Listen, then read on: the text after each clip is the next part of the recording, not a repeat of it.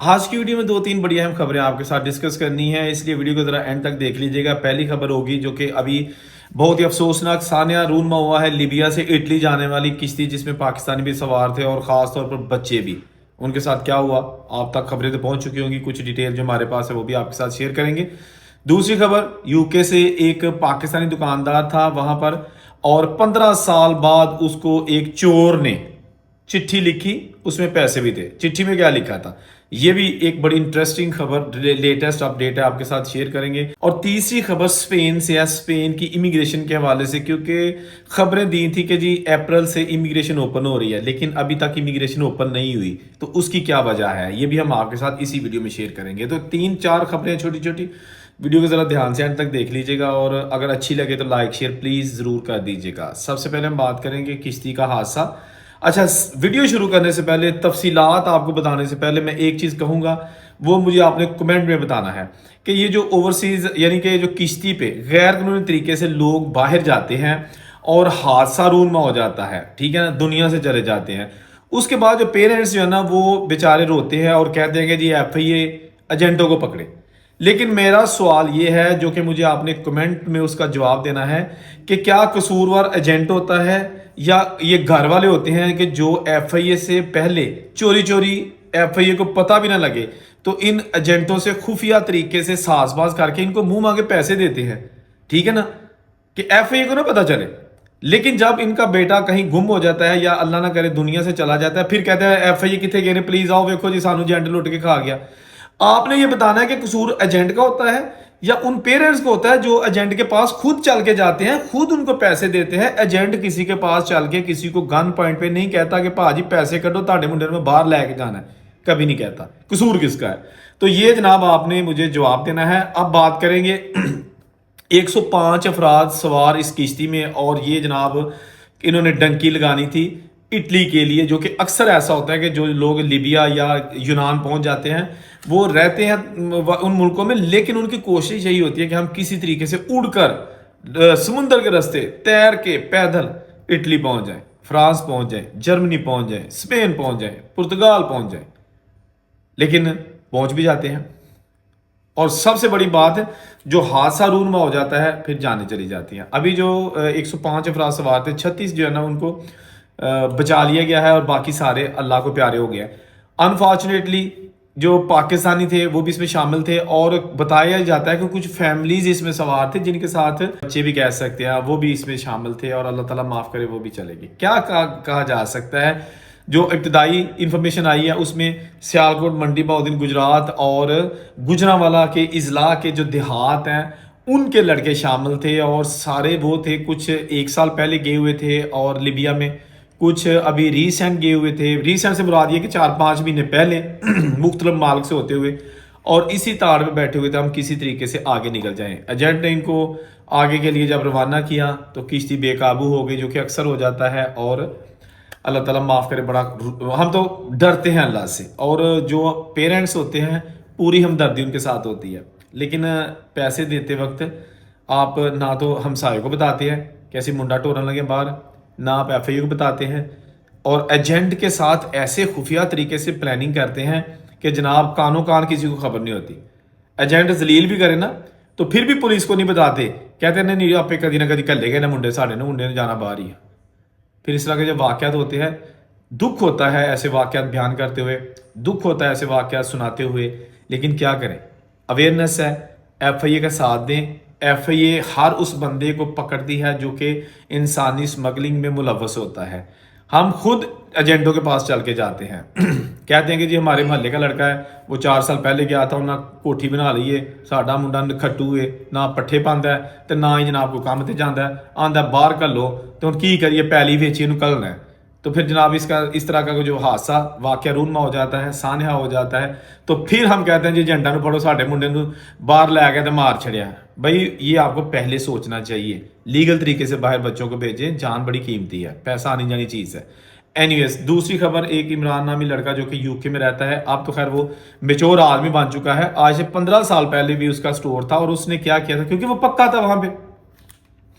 اس کو ابھی کچھ دن پہلے ایک لیٹر چٹھی ریسیو ہوتی ہے. جب وہ صبح اپنا سٹور کھولتا ہے تو نیچے جیسے ڈاک نہیں پھینک جاتے ڈاکی وغیرہ,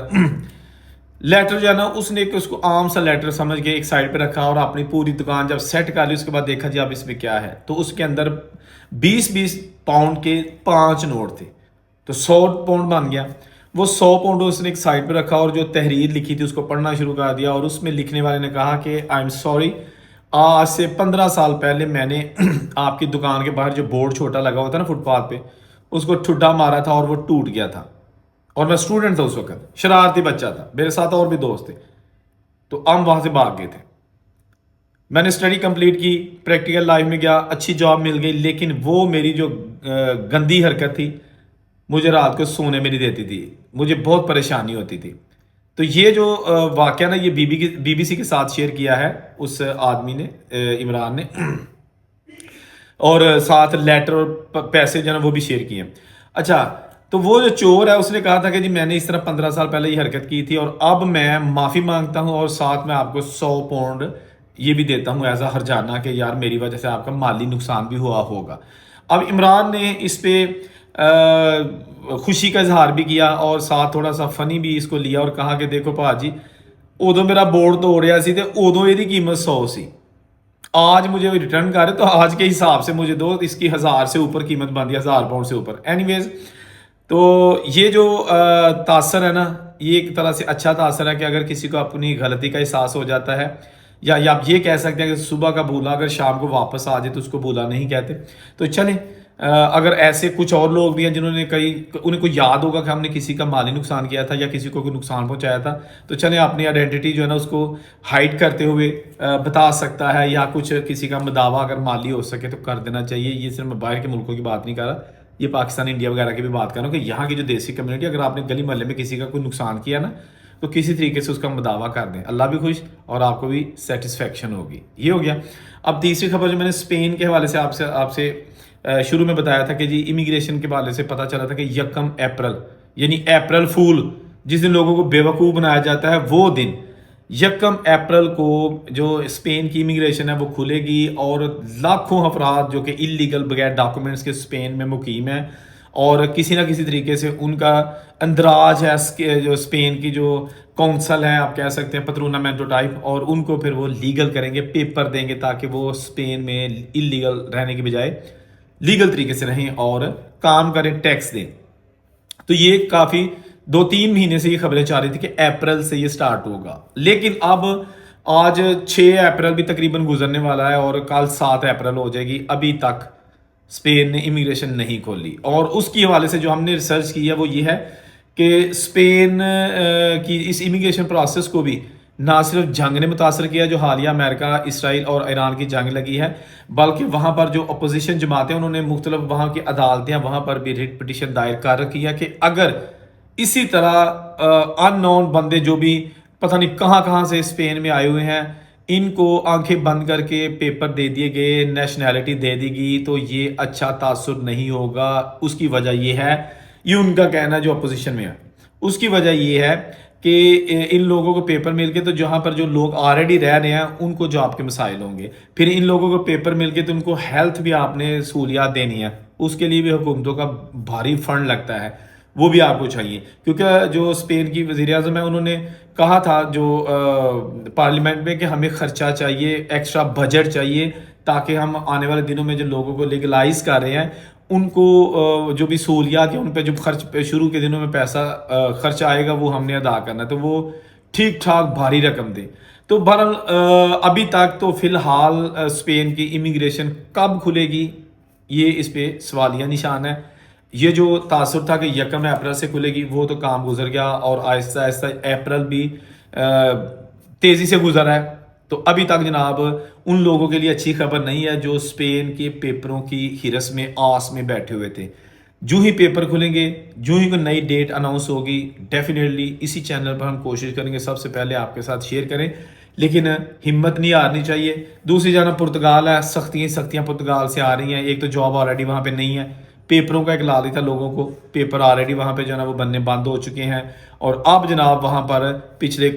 دو چار دن پہلے ایک پاکستانی فٹ بالر جو کہ وہاں پر اس کے پاس وہاں کی نیشنل کارڈ پرماننٹ ریزیڈنسی تھی، TRC تھا، اس کو کچھ گینگ کی جانب سے ختم کر دیا گیا ہے۔ اور اس سے بھی 2 دن پہلے ایک پاکستانی کی موبائلوں کی وہاں پہ دکان تھی، موبائل شاپ تھی، وہاں پر ایک نامعلوم آدمی آیا، نقاب اس نے کیا ہوا تھا، اور اس نے وہاں پر لوٹ مار کرنے کی کوشش کی۔ اس آدمی نے اس کو دبوچنے کی کوشش کی پاکستانی دکاندار نے، اور اس نے چھریوں کے وار پہ اس کو شدید زخمی کر دیا، جان سے تو بچ گیا۔ بہرحال حالات پوری دنیا میں اس وقت کیا چاہ رہے ہیں وہ ہم ڈیلی آپ کو بتاتے رہتے ہیں، تاکہ آپ کو پتہ چل سکے کہ یہ وقت کسی ملک میں جانے کا درست وقت ہے یا نہیں۔ بہرحال اللہ تعالیٰ آپ سب کو اپنے زمان میں رکھے، جائز طریقے سے ضرور باہر جائیں اور کوشش کرتے رہیں، ہماری دعائیں آپ کے ساتھ ہیں۔ جہاں آپ کو ہماری ہیلپ کی ضرورت ہوگی، یعنی آپ کمنٹ کر سکتے ہیں، ہم آپ کو ضرور رسپانس کریں گے۔ اللہ حافظ۔